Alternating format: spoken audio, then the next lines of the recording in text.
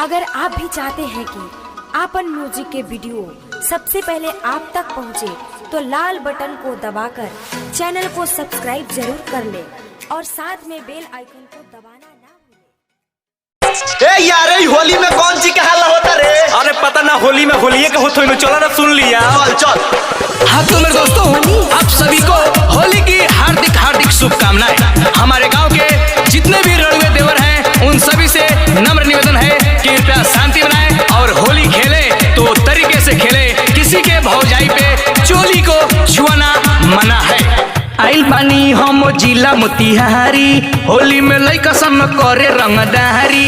अगर कोई चोली को छुएगा, टच करेगा तो समझो गोली चलेगी। आइल बानी हम जिला मोतिहारी, होली में लइका सन करे रंगदारी।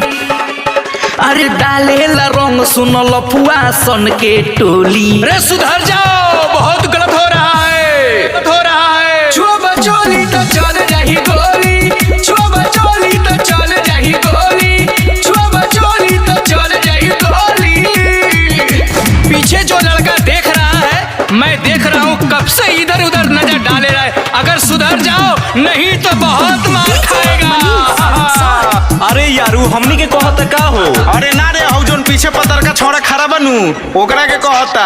अगर हमनी के कहिनू तो सारे के मार के फाड़िए देम। गाना बाजी भोजपुरी, होली में रंग खूबे उड़ी, डीजे पे कमर हिलावे, चोली में रंग लगावे। अरे साउंड वाला तनी वॉल्यूम बढ़ाओ यार। गाना बाजी भोजपुरी, होली में रंग खूबे उड़ी, डीजे पे कमर हिलावे, चोली में रंग लगावे। कौनो गोली मुहाला न बोली, लागे कीचड़ के न जाई दी है डोली। अरे सब गांव घूमनी चलो ससाओ जी के टोली। नहीं पिया रे, छुआ चोली तो चल जाही गोली, छुआ चोली तो चल जाही गोली, छुआ चोली तो चल जाही गोली। अगर कोई चोली को छुएगा, टच करेगा तो समझो गोली चलेगी। अरे यार देखो, हमनियों के लगावे तो तू लगाओ, बिना मतलब के मार धार मत करो लोग होली में। हाँ सही कहता रे भाई, लगावे दो, सब के लगाए दो, जियो और जीने दो काया, होली में पीने दो।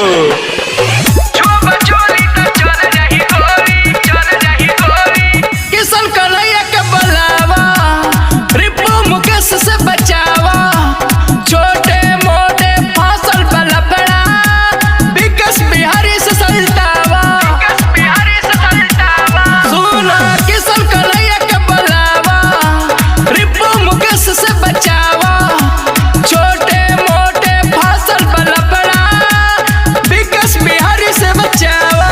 समूह जितेंद्र तो करे बरियारी, एक से निक रहे सतीश के यारी।